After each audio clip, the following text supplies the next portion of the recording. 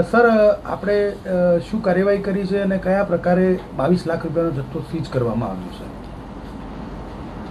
ખેડૂતો માટે ગુણવત્તા નિયંત્રણ તંત્ર હંમેશા સક્રિય જ રહે છે.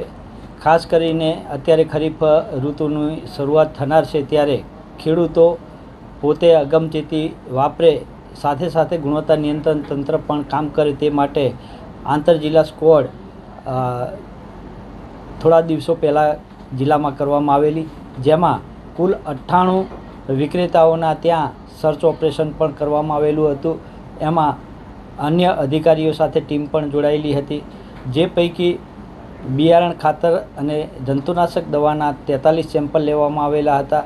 આ સેમ્પલમાં આપણને શંકાસ્પદ જણાયો હોય તેવા જથ્થાના આપણે જો વાત કરીએ તો ખાતરમાં 8,275 કિલોગ્રામ જથ્થો સ્ટોપસેલ કરેલો છે, જ્યારે બિયારણમાં 1,012 કિલોગ્રામ જથ્થો સ્ટોપસેલ કરેલો છે અને એના સેમ્પલ આપણે પ્રયોગશાળામાં ચકાસણી અર્થે મોકલી આપેલા છે, જેની કિંમત અંદાજિત 22 લાખ જેટલી થાય છે.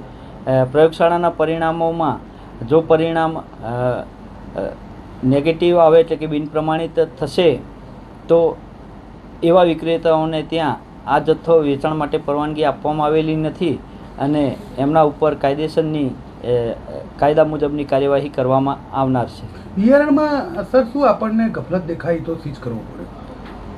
બિયારણમાં ઘણી વખત અત્યારે ખેડૂતો બીટી કપાસનું વાવેતર કરતા હોય છે. એવા સમયે શંકાસ્પદ બીટી કપાસ હોય કે જે લેભાગુ તત્વો દ્વારા અથવા તો માન્ય જાતો ન હોય અને એમાં બિયારણ વેચાણ કરતા હોય એવી શંકા જાય, ત્યારે અમે બીટી કપાસમાં એનું 4G 5G આવા નામથી વેચાણ કરતા હોય અથવા તો એવી શંકા જાય તો આપણે એનું સસ્પેક્ટેડ બિયારણ તરીકે સેમ્પલ લઈ અને પ્રયોગશાળાને ચકાસણી માટે મોકલતા હોઈએ છીએ.